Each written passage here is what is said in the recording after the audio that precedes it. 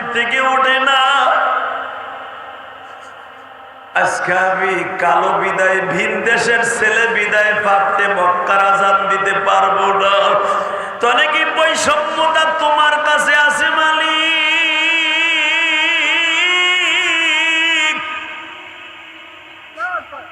কিন্তু বিলাল জানতো না, কালো হোক আর ধলা হোক, কুরাইশ বংশের হোক আর খাত্তাব বংশের হোক, উমাইয়া বংশের হোক, আমার মালিকের কাছে বৈষম্যতার দাম নাই গো বাবা। আমার আল্লাহর কাছে দাম হলো তার কলবের দাম। বেলাল যখন রুকনে আমিনের পিছনে পিছাইয়া দাঁড়ায় কান্দে, আমার আল্লাহ জিবরাইলকে পাঠাই দিয়া বলে, নবীজি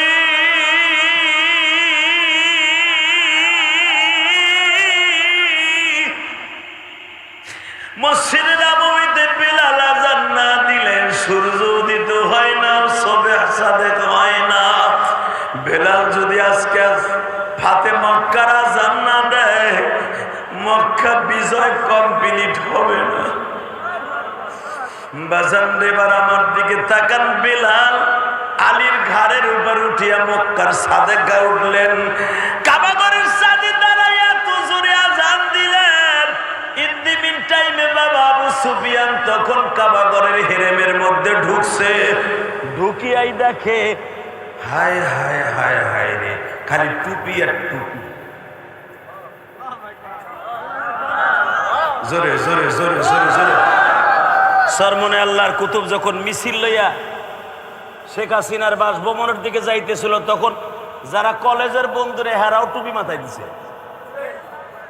কথা কর না কেন? সেই দিনকে দেখা গেছে ঢাকা হইতেছে টুপিওয়ালাদের ঢাকা। ঠিক না বেঠিক? তাকান এই দিকে। এই মুসলমানের পোলা, এবার আমার দিকে তাকান। বেলাল আজান দিলেন, আবু সুফিয়ান আসছে। আবু সুফিয়ান যখন দেখলো সব টুপি আর টুপি, আবু সুফিয়ানের পকেটে একটা রুমাল আছিল।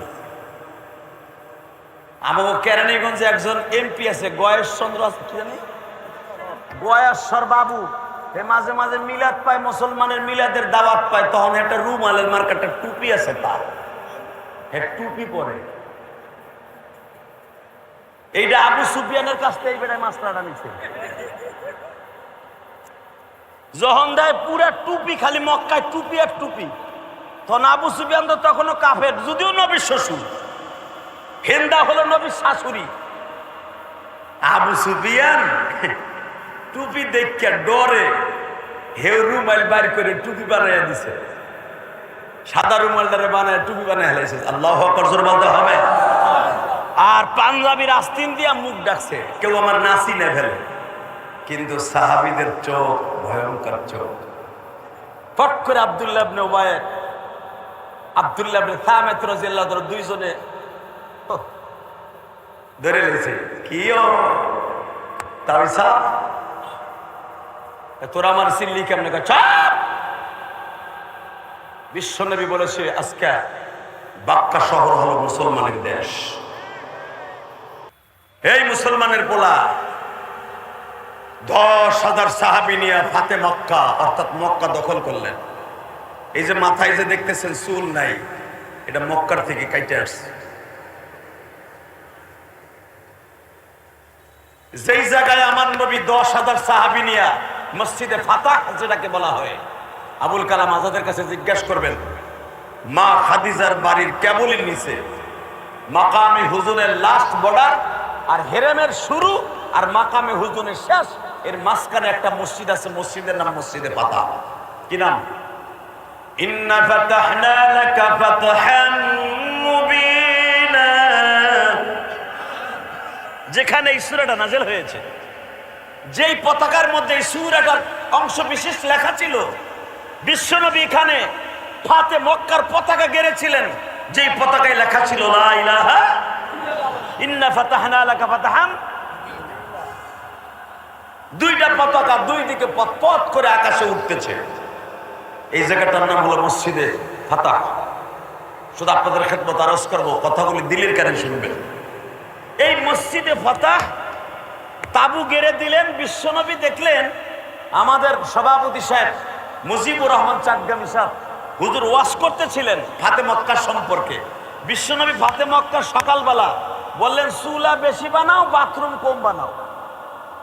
সুবহানাল্লাহ, বাইতে যে কইেন। দেখছেন আমার নবীর বেরেন কি? চুলা বেশি বানাও, বাথরুম বোঝেন তো? একবারে আল্লাহর পাগল কয় টয়লেট ঠিকই আছে, আরামের জায়গা। ওই জায়গা যদি আল্লাহ বন্ধ করে দেয়, খাওন দাওন আর বউ কোনোটা ভাল লাগবো না। কথা কর না কেন? খালি একটু একটু পরীক্ষা করে দেখেন। আপনি দয়া কলা আছে না, দয়া কেলা, ওই আর কতগুলো বিচি খাইয়েন, আটকে যাবে। তারপরে দেখবেন আপনার কাছে কেমন লাগে। কথা বলেন না কেন? হে বাজান, ওটা খুব আরামের জায়গা। তামান নবী আরামের জায়গা বানাইতে বললেন বেশি। সাহাবী আসছে 10,000, বাথরুম বানাইছে কম। বাথরুম বানাইছে 3,000, আর চুলা বানাইছে 10,000-এ এক এক ধরে 3টা করে বানাইছে, 30,000 চুলা। সুবহানাল্লাহ, জোরে কোন। বুখারীতে আসছে কিতাবুল মাগাজির মধ্যে 30,000 চুলা, 10,000 সাহাবীর মধ্যে এক একজনে 3টা করে চুলা বানাইছে। এই 3টা করে চুলা বানাবার হিকমতটা কি? আবু সুফিয়ান তখন মক্কার বড় লিডার, দৈরা নেন ডাক্তার ইউনূসের মতো। ডাক্তার ইউনূসের মতো দৈরা নেন আর কি। আবু সুফিয়ান তখন মক্কার লিডার। আবু সুফিয়ান ডিক্লেয়ার দিছে তার সবচাইতে বড় চামচা উতবা আর উতাইবা। উতবার ছেলে ওলীদ, এটা মারা গেছে। মুগিরা, হারেস, এই দুজন বাইসে আছে। এই দুজনকে বলছে, যায় দেখতো মোহাম্মদ কত লোক লইয়া মক্কায় আইছে। উতাইবা আর হারেস দুইজন আইছে দেখতে যে মোহাম্মদ কত লোক লইয়া বাক্কা শহরে আইছে। তখন মক্কার নাম মক্কা না, মক্কার নাম হলো বাক্কা। কি নাম? আরে নেতাগুলি যারা কোন হুজুরের রাজনীতি বুঝে না, এই প্যারাগ্রাফ, এই থিওরি পড়ে আমরা উলামা একরাম আজকে রাজনীতি শিখছি। কথা বল না কেন? রাজনীতি তো আমার নবী শিখায় গেছে আমাদেরকে হাদিস থেকে। একবার সংসদে নিয়ে দেখেন মামুনুল হকের মতো একটা বীর মুজাহিদকে। একবার সংসদে নিয়ে দেখেন শাইখুল হাদিস ফয়জুল করিমকে, রিজাউল করিমকে নিয়ে দেখেন। বাংলার জমিনের রূপরেখা রাজনীতি সব পাল্টে যাবে, সব পাল্টে যাবে, সব পাল্টে যাবে। খালি মুখস্থ কর, হুজুরা মিলাদ পড়াইয়া খায়।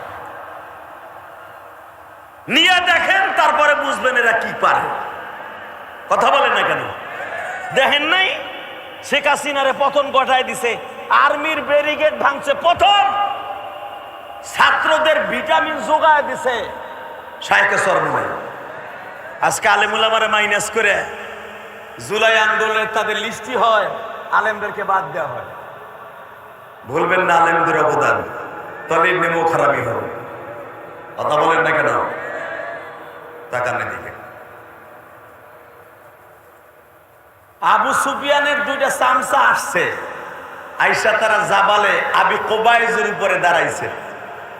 আবি কোবাইজের পরে দাঁড়ায় দেখে কিসের ছাতার মানুষ গুনবো, চুলাই গুনাই তোর সকাল 10টা বাজছে। 30,000 যদি খালি চুলাই হয়, এক এক চুলায় যদি 100 লোকেরও পাক হয়, তাহলে কত লাখ লোক লইয়া মোহাম্মদ মক্কা দখল করছে। সুবহানাল্লাহ, বাইতে যায় কইও। আরো শোনেন, বাথরুম কেন লেগে নবী কম বানাইতে কইছে? আবু সুফিয়ানের বড় চামচা উতাইবা গুনতাছে চুলা,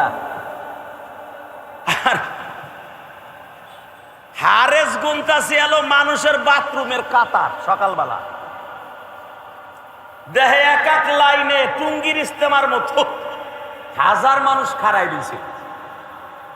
এখন ওরা চিন্তা করে এইগুলা মানুষ যদি রাস্তায় খালি বাথরুমের লেগে লাইন দেয়, না জানি ভেরেমের ভিতরে কত লাখ আছে।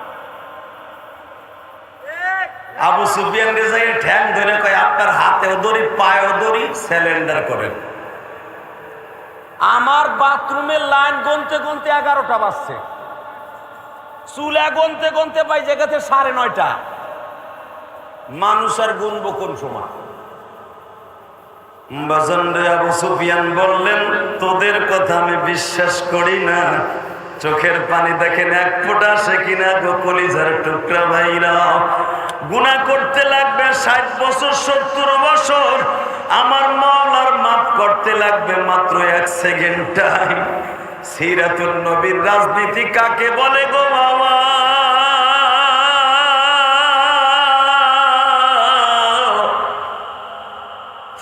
ওই কবরে একা পড়ে থাকবা, কেউ যাবে না।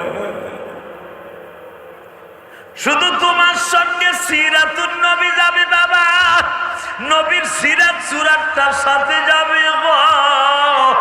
নবী আমার লম্বা জুব্বা পরেছেন, নবী আমার টুপি পরিধান করেছেন, এই সিরাতটা যাবে গো বাবা।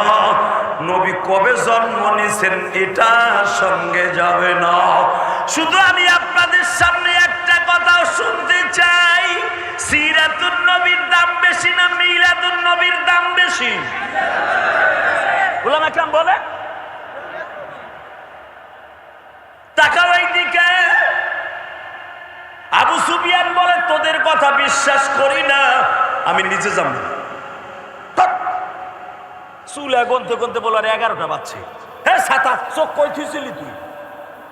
যাও তুমি মাতবার যাই দাও, তুমি হইয়া পারবা না। চুলা গনতে গনতে আবু সুফিয়ান আপনারা জানেন আমার নবীর শ্বশুর। আল্লাহ সুবহানাহু যারা আসতে কয় বোবা বানাই দিলা। আমার নবীর 6 নাম্বার শ্বশুর আবু সুফিয়ান। আজকে সে আবু সুফিয়ান হলো মক্কা শহরের প্রধানমন্ত্রী আর মদিনার গভর্নমেন্টের প্রধানমন্ত্রী বিশ্বনবী, স্বরাষ্ট্রমন্ত্রী আবু বকর। হে, আমি এক একটা মন্ত্রীর নাম লই, সুবহানাল্লাহ জোরে কও, হ্যাঁ গো গাড়িতে জান্নাতে যাইতে পারবা। ও তোমাকে দেশের মন্ত্রী নাম বলো,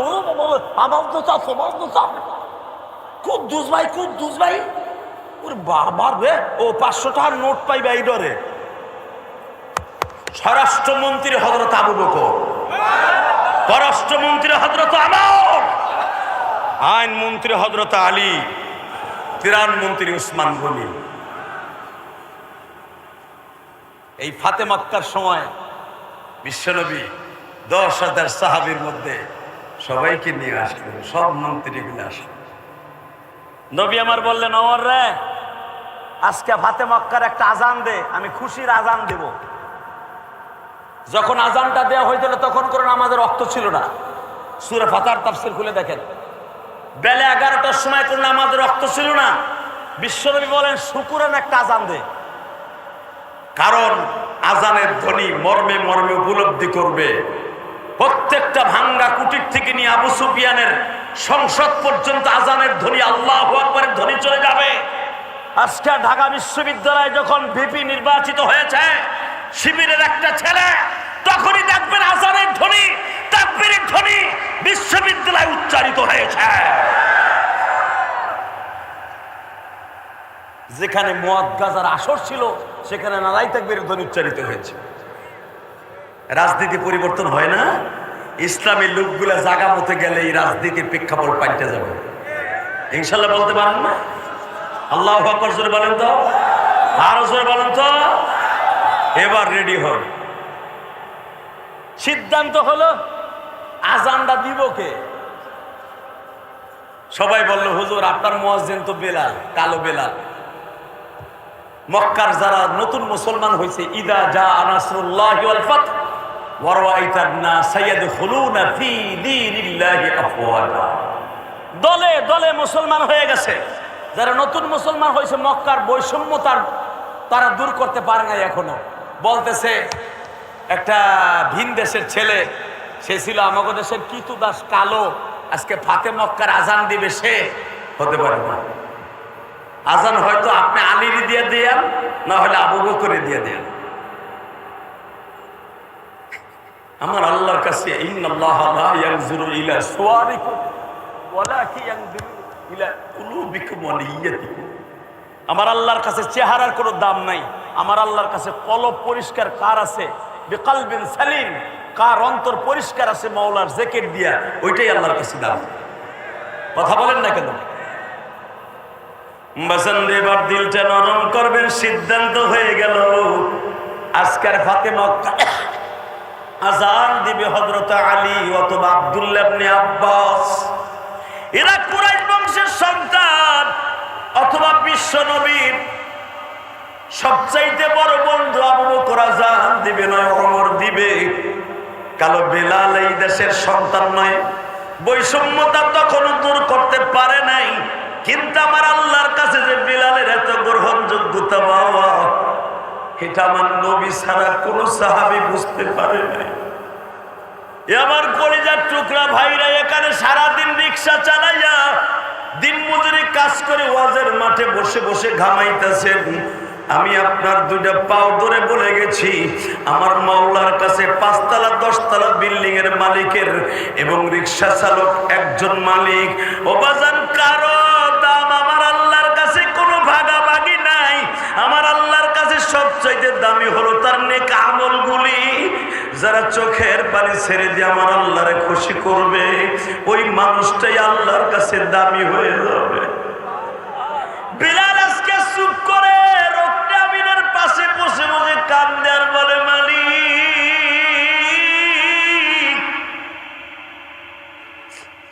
বিশ্বনবী হলে মসজিদ নববীর ইমাম, আমি হলাম মুয়াজ্জিন। আমার আজান ছাড়া আমার নবীর ঘুম ভাঙে না।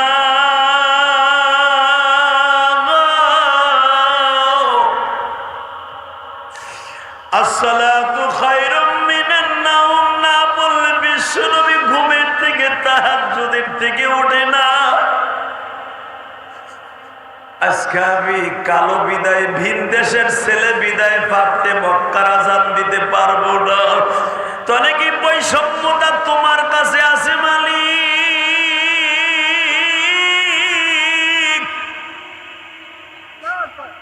কিন্তু বিলাল জানতো না, কালো হোক আর ধলা হোক, কুরাইশ বংশের হোক আর খাত্তাব বংশের হোক, উমাইয়া বংশের হোক, আমার মালিকের কাছে বৈষম্যতার দাম নাই গো বাবা।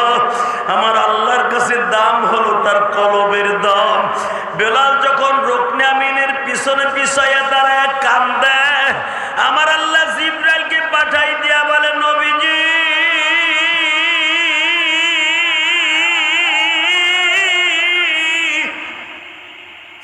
মসজিদে নববীতে বেলাল আযান না দিলে সূর্য উদিত হয় না, সুবহ সাদেক হয় না। বেলাল যদি আজকে ফাতে মক্কার আযান না দেয়, মক্কা বিজয় কমপ্লিট হবে না। বাজান এবার আমার দিকে তাকান। বেলাল আলীর ঘাড়ের উপর উঠিয়া মক্কার সাদেক গা উঠলেন, কাবাগরের সাদে দাঁড়াইয়া তো জোরে আযান দিলেন। ইন দি মিন টাইমে বাবা আবু সুফিয়ান তখন কাবাগরের হেরেমের মধ্যে ঢুকছে। ঢুকিয়াই দেখে, হায় হায় হায় হায় রে, খালি টুপি আর টুপি। জোরে জোরে জোরে জোরে জোরে। সরমনে আল্লাহর কুতুব যখন মিছিল লইয়া শেখ হাসিনার বাসভবনের দিকে যাইতেছিল, তখন যারা কলেজের বন্ধুরে হেরাও টুপি মাথায় দিছে। কথা কর না কেন? সেই দিনকে দেখা গেছে ঢাকা হইতেছে টুপিওয়ালাদের ঢাকা। ঠিক না বেঠিক? তাকান এই দিকে। এই মুসলমানের পোলা, এবার আমার দিকে তাকান। বেলাল আজান দিলেন, আবু সুফিয়ান আসছে। আবু সুফিয়ান যখন দেখলো সব টুপি আর টুপি, আবু সুফিয়ানের পকেটে একটা রুমাল আছিল। আমাকে কেরানীগঞ্জে একজন এমপি আছে, গয়েশ চন্দ্র, কি জানি, গয়েশ্বর বাবু। এ মাঝে মাঝে মিলাদ পায়, মুসলমানের মিলাদের দাওয়াত পায়, তখন একটা রুমালের মার্কাটা টুপি আছে তার, টুপি পরে। এইটা আবু সুফিয়ানের কাছ থেকে বেড়ায় মাস্টারটা নিচ্ছে। যখন দেয় পুরা টুপি, খালি মক্কায় টুপি আর টুপি, তখন আবু সুফিয়ান তো তখনও কাফের, যদিও নবীর শ্বশুর। হিন্দা হলো নবীর শাশুড়ি। আবু সুফিয়ান টুপি দেখে ডরে হেউ রুমাল বার করে টুপি বানাইয়া দিছে। সাদা রুমালটারে বানায় টুপি বানায় হেলাইছে। আল্লাহু আকবার জোরে বলতে হবে। আর পাঞ্জাবির আস্তিন দিয়া মুখ ডাকছে, কেউ আমার নাসি না ফেলে। কিন্তু সাহাবীদের চোখ ভয়ঙ্কর চোখ। ফট করে আব্দুল্লাহ ইবনে উবাই, আব্দুল্লাহ ইবনে সামিত রাদিয়াল্লাহু আনহু দুইজনে ধরে লেছে। কিও তাইসা তোরা আমার সিল্লি কেমনে কা? চাপ! বিশ্বনবী বলেছে আজকে বাক্কা শহর হলো মুসলমানের দেশ, এই দেশে কোনো বৈষম্য চলবে না। আসেন এদিকে। দুইজনে দুই বগলের নিচে হাত দিয়া উঁচা করে নবীর সামনে লইছে। হুজুর, এই যে আপনার শ্বশুর চোরের মতো টুপি মাথায় দিছে বাঁচার লাগি। নবী আমার রুমালটা টান দিয়ে সরাই, আমার বাপের বানানো কথা না, বুখারীর কথা মিয়া। নবী আমার টান দিয়ে রুমালটা সরাই বলে আসসালামু আলাইকুম। না, আবু সুফিয়ান তো সালামের উত্তরও দেয় না, কিচ্ছু দেন, চুপ করে বয়ে রয়েছে। নবী আমার বলে আপনি আমার কাছে কি ব্যবহার চান? আপনারা কি কাবা ঘরের সাথে টানায় পিটামু, না এই ডিক্লার দিব যে আপনার ঘরে যারা যাবে তাদেরকেও আমি মাফ করে দিব? আবু সুফিয়ান বলে আব্দুল্লাহর গোলাম মুহাম্মদ আমার জামাইয়ের ব্যবহার দেখতে চাই।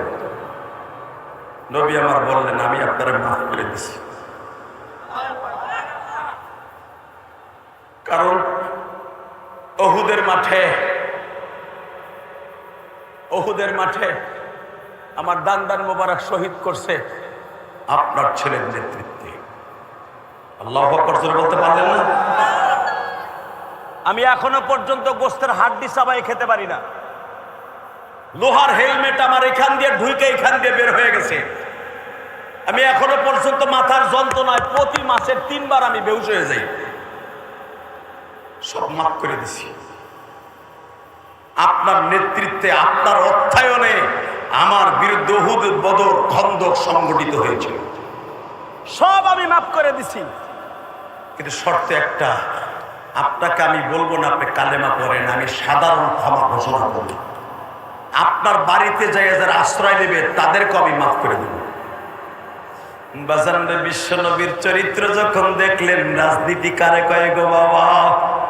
বিএনপি আসলে আওয়ামী লীগ লাগো জাম্বু দিয়ে পিডায়, হাতুড়ি দিয়ে হাতর বাড়াই দিয়ে পিডায়। আবার বিএনপি আলাদা আওয়ামী লীগ লাগো পিডাইতেছে, এই পিডানো শিখায় গেছে আওয়ামী লীগ আলাদা। আওয়ামী লীগ লাগো ঘর বাড়ি ভাঙা, তাদের দোকানপাট দখল করা, এটা হিগাই দিয়ে গেছে আওয়ামী লীগ আলাদা। এটার নাম রাজনীতি নয় বাবা। লাকাদ কানা লাকুম ফি রাসূলিল্লাহি উসওয়াতুন হাসানাহ। তোমাদের গোটা জিন্দেগিটা রাসূলের ইত্তেবার মধ্যে যখন নিয়ে আসবে, নবীর আদর্শ হলো তোমাদের মধ্যে উত্তম আদর্শ, রাজনীতির দিক দিয়ে উত্তম রাজনীতি। সারা জিন্দেগি নবীর আদর্শ যদি কারো জীবনে ফিট হয়ে যায়, ওই মানুষটার মতো দামি মানুষ আর কেউ থাকবে না। কথা ঠিক না বেঠিক? নবীর রাজনীতি কারে কয় দেখেন, সিরাতুন নবী কারে কয় রাজনীতি বেটা? আবু সুফিয়ান চলে গেলেন, কালেমা কিন্তু আবু সুফিয়ান এখনো পড়ে নাই, একা একা পড়ে নিছে। আল্লাহু আকবার। বাসায় গেছে, বউ জিজ্ঞেস করে কি ব্যাপার, তুমি গেলা মুহাম্মাদের লোক গুনার লাগে, তাহলে মাথা নিচের দিকে কে? তুই বোবা মানুষের মতো কা? দেখবেন যে যত বড় নেতা ও খায় বৌরাতের গুতা। কথা কর না কেন? এই যে কাউয়া কাদের আসিল না, এই যে কাউয়া কাদের পালাবো না, ওই কিন্তু শেখ হাসিনারে পালাবার রাস্তা প্রথম খুলে দিছে। ওর এই লেগামহীন কথার কারণে আজকে আওয়ামী লীগের এত বড় ডুবি। কথা কর না কেন?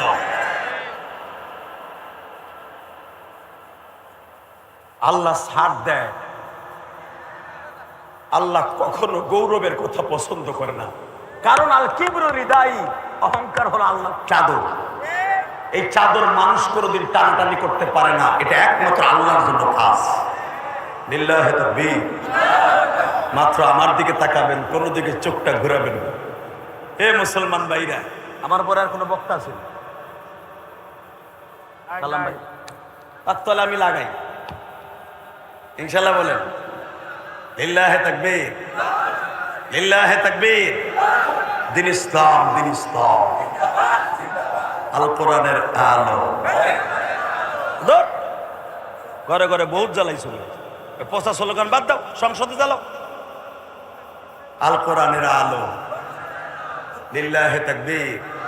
তাহলে বোঝা গেছে ভোট আপনারা হুজুরকে দিবেন, যারা জোরে কইছেন এরা দিবেন, আর যারা চোখ বুঝে রয়েছেন এরা দিবেন না। আমি বুঝা লাগছি ইনশাল্লাহ। বলেন আল্লাহু আকবার, জোরে বলেন তো।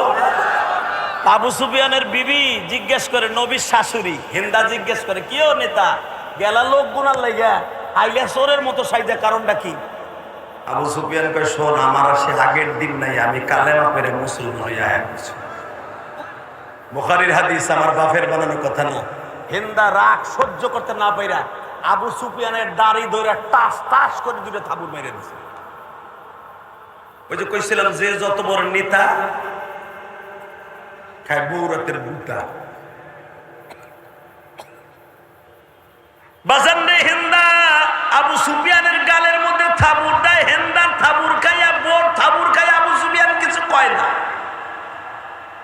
হিন্দা জিজ্ঞেস করে, তুমি এত বড় নেতা, আমি থাবুর দিলাম, তুমি কিচ্ছু প্রতিবাদ করলে না, কারণটা কি? তখন আবু সুফিয়ান কোরআনের একটা আয়াত পড়ছিল, লাকাদ কানা লাকুম ফী রাসূলিল্লাহি উসওয়াতুন হাসানাহ ওয়া ইন্নাকা লাআলা খুলুকিন আযীম। যার আদর্শ, যার চরিত্র পৃথিবীর শ্রেষ্ঠ চরিত্র, তার হাতে কালেমা পড়ে মুসলমান হয়ে গেছে। এখন আর তোরে আমি কিছু কম না, কারণ তুই কাফের, আমি মুসলমান। হিন্দা খুব কড়া মেজাজ, আপনারা জানেন বুখারীতে আসছে, হিন্দা খুব কড়া মেজাজে দৌড়ে আইছে, মোহাম্মদ আমার স্বামীরে জাদু দিয়া গ্রাস করছে। হিন্দা যখন নবীর সামনে আসছে কড়া মেজাজে তরবারি লইয়া, আমার নবীর চেহারা একবার দেখে হিন্দাও কালেমা পড়ে মুসলমান হয়ে গেছে। বাজান এবার আমার দিকে তাকান, হিন্দাও মুসলমান, আবু সুফিয়ান মুসলমান। এরা দুইজন নবীর বিবি, আপনার মা আমার মা হাফসা। এ বাজান, উম্মে হাবিবা ছিল আবু সুফিয়ানের মেয়ে, উম্মে হাবিবা আবু সুফিয়ানের মেয়ে, মা মেয়ে। আর বাবার সাথে অ্যাডজাস্ট হয়ে গেল। বিশ্ব নবী মনে মনে ভাবলেন, আবু সুফিয়ান যখন কালেমা পড়ছে, দেখি বাক্কা শহরের অবস্থা কি। নবী আমার একা নির্জন কুঠিরে ঘুরে ঘুরে দেখতেছে, নেতা কারে কয় গো বাবা। নবীর সিরাত আর সুরাত যদি কারো জীবনে ঢুকিয়া যায়, ওই মানুষটার ভিতরে আর প্রতিহিংসার রাজনীতি থাকবে না। আমার নবী বৈকালবেলা নাই, সকালবেলা। হাদিসটা হলো সকালবেলা। সকালবেলা এখনো সূর্য ওঠে নাই। নবী সাহাবীদের চোখ ফাঁকি দিয়া জাবালে আবি সারার, জাবালে আবি কোবায়, জাবালে মারওয়া, জাবালে সাফা, এই চারটা পাহাড়ের মাঝখানে নবী দাঁড়িয়ে দাঁড়িয়ে ভিজিট করতেছে। আমার মায়ের দেশ, আমার বাবার দেশ, এত বছরের ভিতরে কতটুকু পরিবর্তন হয়েছে। হঠাৎ করে দেখে জাবালে সারা, যে জাবালে আবি কোবায়ের সাথেই লাগানো।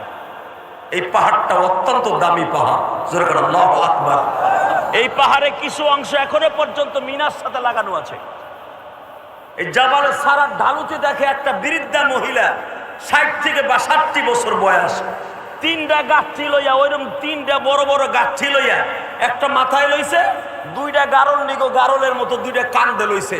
মহিলা একবার উঠে একবার বসে, যে টুপিওয়ালা কেউ থাকলে আর যাব না। এখনো সূর্য ওঠে নেই। আমি জাবালে সারার সাইরা আমি জাবালে সুরির দিকে চলে যাবো, আমি তায়েফের দিকে যাবো গা। এই নিয়াত করে 3টা গাছটি লইয়া মহিলা রওনা দিয়ে যাইতেছে। হিন্দি মিন টাইমে আমার নবীর চোখে পড়ে গেছে। সুবহানাল্লাহ, আসতে কইলে বাতের রোগে ধরবা। তোমাদের নেতার রাজনীতি আর বিশ্ব নেতার রাজনীতি কারে কয়? এই মহিলার দেখে আমার নবী কাছে যে বলতেছে, মা গো। মা বললে হয়তো আপনি মাইন্ড করবেন না, আপনি কোথায় যাবেন, কেন যাবেন? তুমি জানো না আব্দুল্লাহর ছেলে মোহাম্মদ পুরো মক্কা দখল করছে, 10,000 সাহাবী লইছে। তার এই কপাল পুরো আমাকে শান্তিটারে দূর করে দিছে, অশান্তির অনলে আমাকে শুরু করাই দিছে। আমার নবী বলে, মা গো, মোহাম্মদের জীবনে দেখছে? ওর চেহারা আমি দেখবো কেন? ওর মায়ের সাথে আমার ভালো সম্পর্ক ছিল, ওর বাপের সাথে আমার সম্পর্ক ভালো ছিল, ওর চেহারা আমি কোনোদিন দেখি নাই। শুনছি ও দেখতে সুন্দর, তবে ও জন্মের পরে দেখতে গেছিলাম আমি, কিন্তু ওর চেহারার মধ্যে যে এই পরিমাণ নূর আছে, ওর কাজের মধ্যে এই পরিমাণ নূর নাই। নাউজুবিল্লাহ বললেন না? ভাবছিলাম ছেলেটা ভালো হইব, চাচার বাড়ি থেকে বড় হইছে, শ্বশুর বাড়ি থেকে বড় লোক হইছে, মনে ভাবছি নবুয়াতি পাইয়ে বুঝি ভালো হইব, কিন্তু সে এখন পুরা মক্কা দখল করছে। ভাবছিলাম দাড়ি টুপিওয়ালারা রাজনীতি করবো না, হ্যাঁ রাজনীতির দরকার কি, হ্যাঁ মিলাদ করবো আর তসবি টিপবো, আবুল কালাম আজাদ আবার এমপিতে খারাইবো কেন? কথা করবো, এরা মসজিদে থাকবো, তসবি টিপবো, আর মসজিদের ছাদে আসরের পরে আগ করে থাকবো, দক্ষিণা বাতাস গালের মধ্যে ডুববো, পেটটা ভরে যাবো, খাওয়ানো লাগবো না। কিছু কিছু মানুষ আলেমুল আমাকে এরকমই মনে করে। মসজিদের মেম্বারে যখন সুদের বিরুদ্ধে কথা কইতে যায়, মসজিদের সভাপতি 1 নম্বর সুদখোর। কথা কন না কেন? বোতলখোরের বিরুদ্ধে যখন ইমাম সাহেব কথা বলতে যায়, 100% সেক্রেটারিয়াল ডেট। পর্দার ওয়াশ করতে গেছে ইমাম সাহেব, যে বাংলাদেশে এমন এমন মসজিদ মাসের সভাপতি আছে, তার বউ আর সাওয়াল মাইয়া অস্ট্রেলিয়ান গায়ের মতো চলে। এই কথাটা কইয়া বেড়া জুমার পরে খাইতেও পারে না, এই বেড়ারা কয় গাঠি বাঁধেন। কালকে মনে হয় আমার মাইয়ের আপনি দেখছিলেন না মার্কেটে যাওয়ার সময়, এই যে অস্ট্রেলিয়ান গাই কইছে, মনে করছে ওর মাইয়েরই কইছে। কথা বল না, হাসেন কেন? হালাকি ইমাম সাহেব তার মাইয়ের ওসরে না বউরে সেরে না, হে সাইডে আইসে কয় মনে হয় আমার মাইয়া গেছিল কালকে মার্কেটে, এর লেগে আমার মাইয়ের অস্ট্রেলিয়ান গাই কইছে। আছে না নাই? এই সমস্ত সভাপতি আর সেক্রেটারিতে থাপড়াইতে গানের সল ফাটায় ফেলাবো যদি সংসদ একবার দখল করতে পারি। কি আমাকে সাথে নাই আপনারা? প্রতি বছরে 4 জন করে 1 ডজন করে ইমাম মুয়াজ্জিন পাল্টায়। মসজিদ তোর বাপ দাদা যদি পৈতৃক সম্পত্তি হয়ে থাকে, তাহলে কি লেগে ইমাম মুয়াজ্জিন রাখছস? তুই হবি ইমাম, তোর পোলারে বানাবি মুয়াজ্জিন, আর তোর নাতিরে বানাবি খাদেম। তোরা কয় বাপ বেটাই সালা? কথা বল না কেন? রাগ করতেছেন, করেন গা।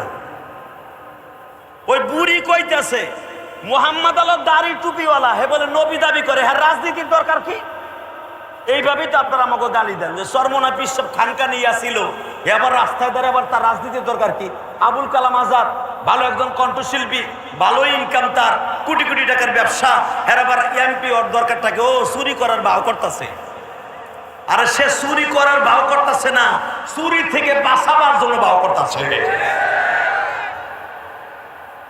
রাগ করতেছেন আর 3 মিনিট কথা কো। এই মুসলমানের পোলাই দিকে তাকান। বিশ্বনবী বলে, আপনি কি মুহাম্মাদের দেখছেন? না, ওর চেহারা আমি দেখতে চাই না। মুস্কি হেসে দিয়ে বলে, তাহলে আমি আপনার কি উপকার করতে পারি? তুমি আর কি উপকার করবা? যদি করো তাহলে আমার গাত্রী 2টা লও, একটা আমার কাছে থাও।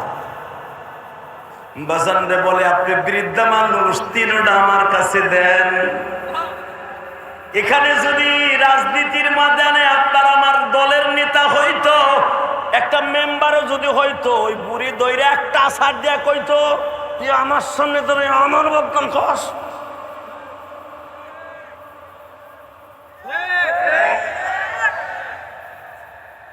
লাকাদ কানা লাকুম ফি রাসূলিল্লাহি উসওয়াতুন হাসানাহ। পৃথিবীর শ্রেষ্ঠ চরিত্রবান, পৃথিবীর শ্রেষ্ঠ রাজনীতিবিদ বিশ্ব নবী। নবীর আদর্শে যদি কারো জীবনটা আদর্শবান হয়ে যায়, ওই মানুষ চাইতে দামি মানুষের কেউ হতে পারে না। কথা ঠিক না বেঠে? 3টা গাঠি একটা আমার নবী মাথায় নিছে, আর একটা 2 বগলের মধ্যে নিয়ে বলে, বুড়ি মা তুমি আমার পিছনে পিছনে বলবা আমি কোন দিকে যাব, ডাইনে যাব না বামে যাব। বুড়ি পিছনের থেকে ডেকে রসুন দেয়। বাজান রে, নবী সামনে সামনে হাঁটে, ছোট্ট ছোট্ট কণ্ঠে জিজ্ঞাসা করে, বুড়িমা তুমি কি মুহাম্মাদের মাকে কোনোদিন প্রাণ ভরে দেখেছো? বলো কি বাবা, মুহাম্মাদের মা আমেনা খুব ভালো ছিল, মুহাম্মাদের বাবারে কি তুমি প্রাণ ভরে দেখেছো? বলো কি বাবা, মুহাম্মাদের বাবা আব্দুল্লাহ নাম ছিল, অনেক সুন্দর আদর্শবান পুরুষ ছিল। আব্দুল্লাহর জন্য মক্কার অন্তত শত শত মহিলা পাগল ছিল বিবাহ বসার জন্য। ওই আদর্শবান পুরুষের বিবি তো সবাই হইতে পারে না। মুহাম্মাদের দাদা মদিনার থেকে আমেনাকে বিবাহ করে নিয়ে আসলো। ওই ঘরে যেমন একটা সন্তান জন্ম নেবে কোনোদিনও ভাবি নাই গো বাবা। তবে একটা কথা শুনেছি, মুহাম্মদ মক্কা দখল করছে ঠিকই, এখনো পর্যন্ত কোন মানুষকে অন্যায়ভাবে একটা থাপ্পড় মারে নাই। আমার নবী এক চোখে কান্দে আর এক চোখে আল্লাহর প্রশংসা করে, মালিক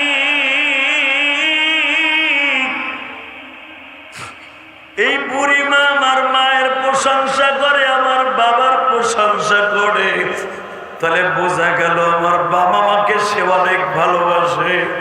আপনারা জানেন গো বাবা, বাক্কা শহর থেকে যাবার সুর তাইফে যাইতে হবে 3 কিলোমিটার দূর হলো সেই হিজরাতের পাহাড়। এই 3 কিলোমিটার রাস্তা যাইতে নবী পাহাড়ের পাশে বসে বলে, বুড়ি মা শুধু একবার বলেন তো মুহাম্মাদের মায়ের সাথে আপনার কেমন সম্পর্ক ছিল? বাবা বলিও না, মুহাম্মাদের মা এমন একজন মহিলা ছিল, যখন মুহাম্মাদকে পেটে লয়ে আসে কুয়ার কাছে দাঁড়াইতো, পানির কুয়ার কাছে দাঁড়াইতো, আমরা দেখতে পাইতাম মুহাম্মাদের মায়ের জন্য কুয়ার পানি 20 ফিট নিচের থেকে উপরে উঠে আসতো। এটা আমরা সচক্ষে দেখছি। মুহাম্মাদের মা যখন কাবা ঘরের দরজার সামনে দাঁড়াইতো, 360টা মূর্তি আমেনার সামনে সিজদায় পড়ে যাইত। মুহাম্মাদের মা যখন থুতু জমিনে ফেলতো, ওখান থেকে মিষ্কম্বরের ঘেরান আসতো। মুহাম্মাদের মা যদি পূর্ণিমার চাঁদে চন্দ্রের দিকে একবার তাকাইতো, মুহাম্মাদের মায়ের চেহারা দেখা চন্দ্র তার সাথে হাসতো। পুরা মক্কার ভিতরে সমস্ত মহিলারা তার দাদার কাছে অভিযোগ করলো, মক্কার শহরের নিয়ম হলো, বাক্কা শহরের নিয়ম হলো, বিধবা কোনো মহিলা ঘেরানযুক্ত কোনো আতর লাগাইতে পারবে না। মারহাবা বললেন না? যাদের স্বামী মারা গেছে যুবতী বয়সে, কোনো দামি আতর তারা লাগাইতে পারবে না। কিন্তু মুহাম্মদ যখন পেটে ছিল, আমেনার গায়ের থেকে এমন ঘেরান আসতো, আমেনা যদি দক্ষিণ পাশের বাতাসে দাঁড়াইতো, ওই ঘেরান না পুরা বাক্কা শহর ঘেরানে আলোক হয়ে যাইত। সব মানুষগুলো নালিশ করলো, তার ভিতরে আমিও ছিলাম, যে একটা বিধবা মহিলা এই কম বয়সে মাত্র বিবাহের 6 মাসের মাথায় স্বামী খাইয়ে এখন মহিলার দামি দামি সেন্ট ব্যবহার করে। আব্দুল মুত্তালিব আপনি এটার বিচার করেন। আমার নবী বলে, তারপরে বুড়িমা যখন আব্দুল মুত্তালিবের কাছে অভিযোগ দেওয়া হলো আপনার পুত্রবধূ বিধবা হওয়ার পরে এত দামি সেন্ট ব্যবহার করে কেন, তখন আমেনা বলল, আব্বা এই সেন্ট আমি কোনোদিন আমার স্বামী মরার পরে আমি লাগাই নাই, এই সেন্টের মালিক হলো আমার পেটে যিনি আছে উনি।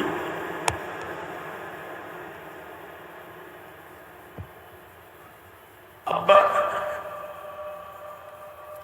শুধু আমি দাঁড়ায় থাকলে বাতাসের থেকে সেন্টের ঘেরান আসে না, আমি পায়খানা প্রস্রাব করলেও বেশ কব্বারে ঘেরান আসে। আব্দুল মুত্তালিব বলে, তাহলে প্রমাণ করো তো। এবার আওয়াজ দিবেন, আপনার জীবনে যারা আশেকে রাসূল জীবনে দেন নাই এত জোর আওয়াজ দিবেন। এই সর্বনারী মাঠে পাগলগুলা লাফালাফি করে কেন? আজকে নবী যখন তাদের অন্তরে প্রকাশ পায়, জাহান্নামের ভয় যখন তাদের অন্তরে প্রকাশ পায়, এই পাগলগুলা লাফালাফি আরম্ভ করে দেয়। অনেকে সর্বনারী ভণ্ড হয়ে গালি দেয়। যারা সর্বনারী ভণ্ড হয়ে গালি দেয়, দেখবেন কোথাও না কোথাও তার ভেজাল আছে। তাকাও ওই দিকে। আমেনা প্রমাণ করেন, আব্বা দেখবেন আমেনার কারিশমা। মা আমেনা এক বদ্যি পানি নিয়ে আসলেন, পানির ভিতরে গালের মধ্যে কুলি করে বদ্যির মধ্যে ছেড়ে দিলেন।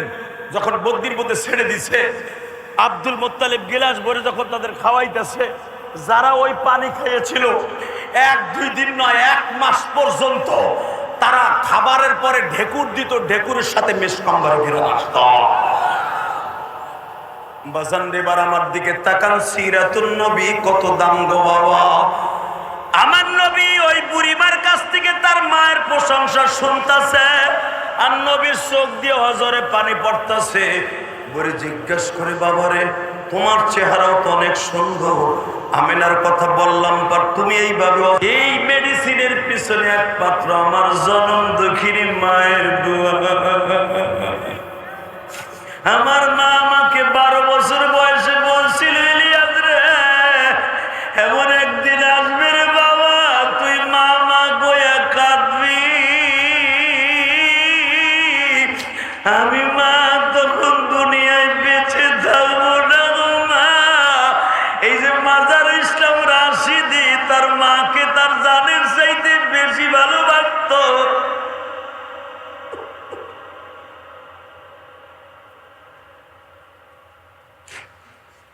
বাজান, এটা কেন আলেম ওলামা মাকে বাবাকে এত ভালোবাসে জানেননি? একমাত্র এটা আমার নবীর সিরাত গো বাবা। আমার নবী আমার নবীর মাকে এত ভালোবাসতেন, যেদিন রাত্রে আমার নবীর মা ইন্তেকাল করবে, ও মা প্রেমিক ভাইরা রে, দুনিয়ায় মায়ের মতো দরদি কেউ নাই গো মা।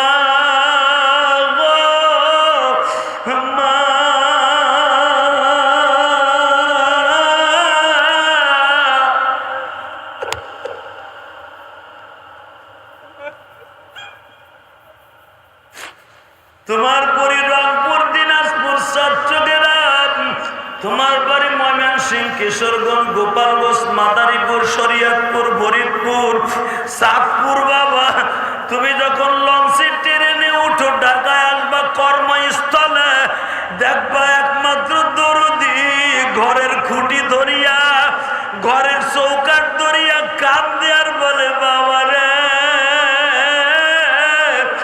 আবার কবে তোর সোনালি মুখখানা দেখব।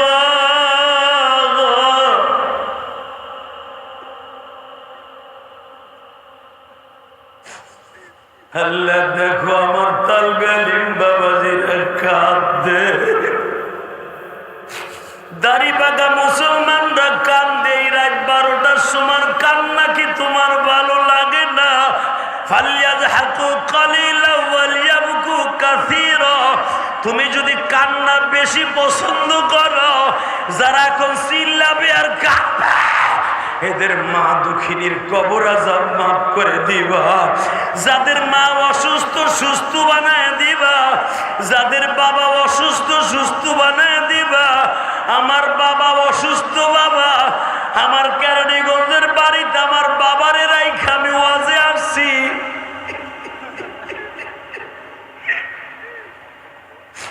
আমি যখন গাড়িটা ড্রাইভিং করে তোমাদের ওয়াজের দিকে রওনা দিছি, বাবা দরজার দিকে তাকায় রয়েছে, ইলিয়াস রে, রংপুরের থেকে গতকালকে মাহফিল করে আসলাম, বাবা আজকে আবার কোথায় যাইতেছ? আমি বললাম, আব্বা বেশি দূরে না, জোরেন দোলাই পার যাবো আব্বা, তাড়াতাড়ি আয়া পড়িও। আমার গোপালগঞ্জের ভাষায় আমার আব্বা বিদায় দিল আজকে। দুনিয়ায় বাবার মতো বন্ধু কেউ নাই রে বাবা।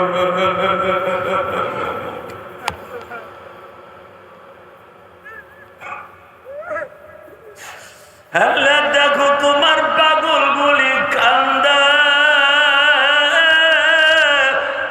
বাদাম এই সপ্তাহের আগের সপ্তাহে সরমনার শায়েখ রিজাউল করিম জুমার পর বাবা মায়ের কবরের সামনে দাঁড়াইয়া চোখের পানি ফেলাইয়া কানছে। কে জানো ফেসবুকে ছেড়ে দিছে, হাজার হাজার মুরিদ কমেন্টে লেখছে, আমার শায়েখ বাবা মায়ের কবরের পাশে দাঁড়াইয়া কান্দে গো।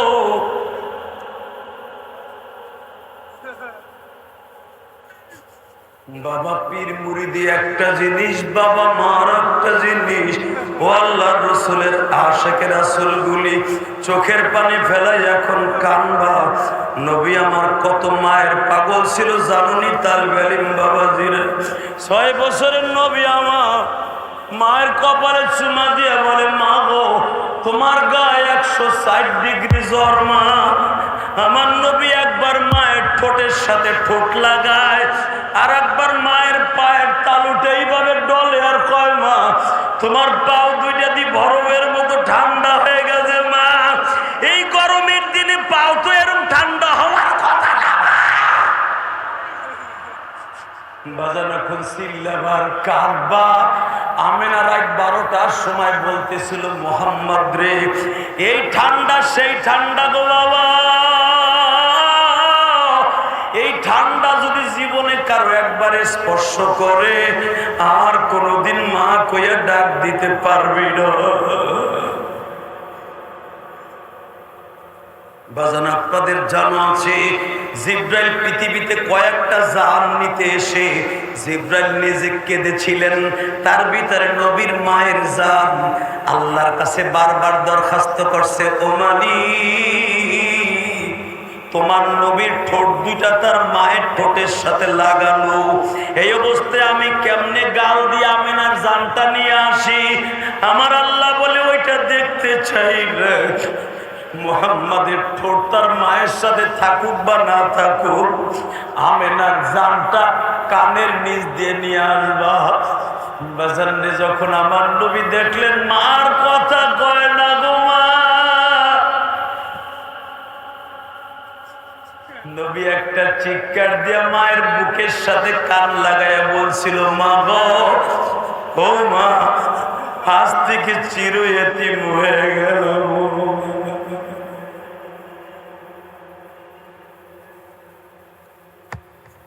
আল্লাহ তুমি দেখো, সিরাতুন নবী সাল্লাল্লাহু আলাইহি ওয়াসাল্লাম মাহফিলে বসে রাত 12:30টার সময় যারা কান্দে, এদের বাবা মাকে তুমি মাফ করে দিও, জোরে কোন আমিন।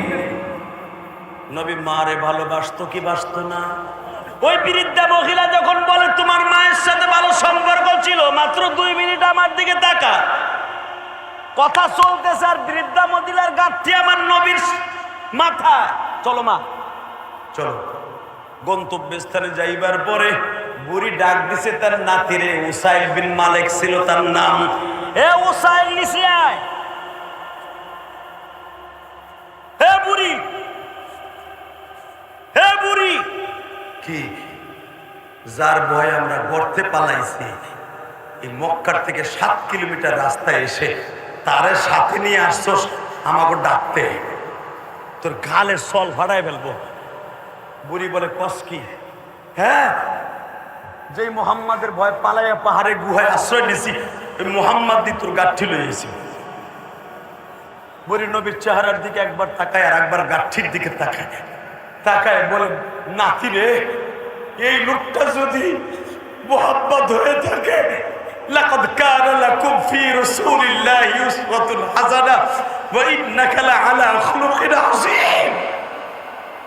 স্রষ্টার সৃষ্টিজীবের মধ্যে উৎকৃষ্টতম চরিত্রের অধিকারী এই লোকটাই হবে।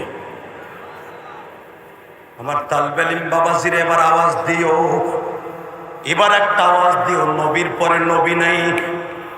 সংসদে একটা আইন চাই, সারা বাংলায় শুনতে চাই, নবীর পরে নবী নাই।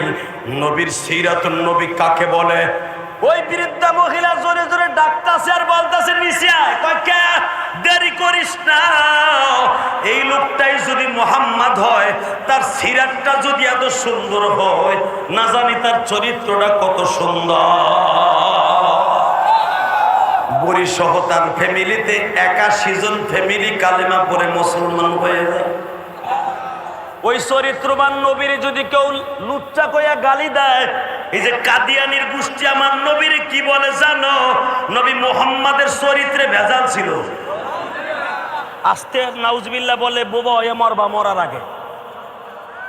এই গোলাম আহমদ মির্জা, গোলাম আহমদ কাদিয়ানির গোষ্ঠী কি কয় জানো? নবী মুহাম্মাদের চরিত্রে ভেজাল ছিল, এই জন্য মুহাম্মদ তার নবুয়তির পরিপূর্ণতা পায় নাই। এই জন্য মুহাম্মদ মির্জা গোলাম আহমদ কাদিয়ানিকে নবুয়তি দিয়ে গেছে। দীপ্তকান্ত আওয়াজ শুনতে চাই, আমার নবীর পরে কোন নবী নাই।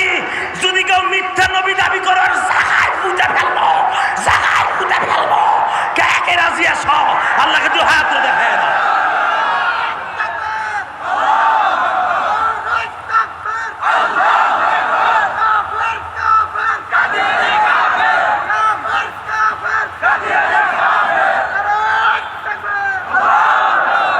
আল্লাহ সিরাত সম্মেলনে বসে রাত 12:30টার সময় তোমার কাছে দরখাস্ত দিয়ে গেলাম, যাদের চোখের পানিগুলা পড়ছে তাদের জীবনের গুলো মাফ করে দাও। এদের সন্তানগুলোকে আলেম বানিয়ে দাও।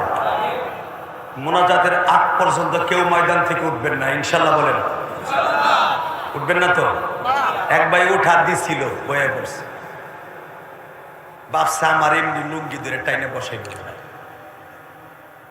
বলেন তো আল্লাহু আকবার। শুধু আমাদের খেদমতে একটা আরজ শুনতে চাই আপনাদের সামনে। এই সিরাতুন নবী সাল্লাল্লাহু আলাইহি ওয়াসাল্লাম সম্মেলন প্রতি বছর হোক, আপনারা চান না? সবাই চান? কে কে চান দেখে আল্লাহকে হাত উঠে দেখেন। আল্লাহ আপনি কবুল করেন। আজকে যদি বৃষ্টি না হইতো, ভেরি ভেরি ইম্পর্টেন্ট সময়, এখানে লোকে লোকারণ্য হয়ে যেত, এখানে লোক ধরতো না। আর আমি শুনতে পাইলাম এলাকার ইমাম সাহেবরা অনেকে জানেই না যে আজকে মাহফিল। আবার কিছু আল্লাহর ওলিও আছে, হারা জানার পরও না জানার বাম করে। কথা কন না কেন? আছে না? তবে আমার বিশ্বাস মুজিবুর রহমান চাটগামি যদি আবুল কালাম আজাদের মতো, মাজারুল রাশিদের মতো যদি মর্দে মুজাহিদরা এই সম্মেলনটা চালিয়ে যায়, কিয়ামত পর্যন্ত এই মাঠে চলবে ইনশা। এই সিরাত মাহফিলের দ্বারা যে বক্তাগুলার আপনারা পাইছেন, যাদেরকে 3 বছর 5 বছর 10 বছর তপস্যা করে পাওয়া যায় না একই মঞ্চে, খালেদ সাইফুল্লাহ, ইলিয়াস রহমান জিহাদি পাওয়া এত সহজ। আমার লালবাগের প্রোগ্রাম থুইয়া পাগলের মতো দৌড়েছি, মাজারুল ইসলাম রাশিদির ফোন পাইয়া। শুধু আপনাদের খেদমত আরজ করতে চাই, এই সম্মেলনটা আজীবন চলুক ইনশা।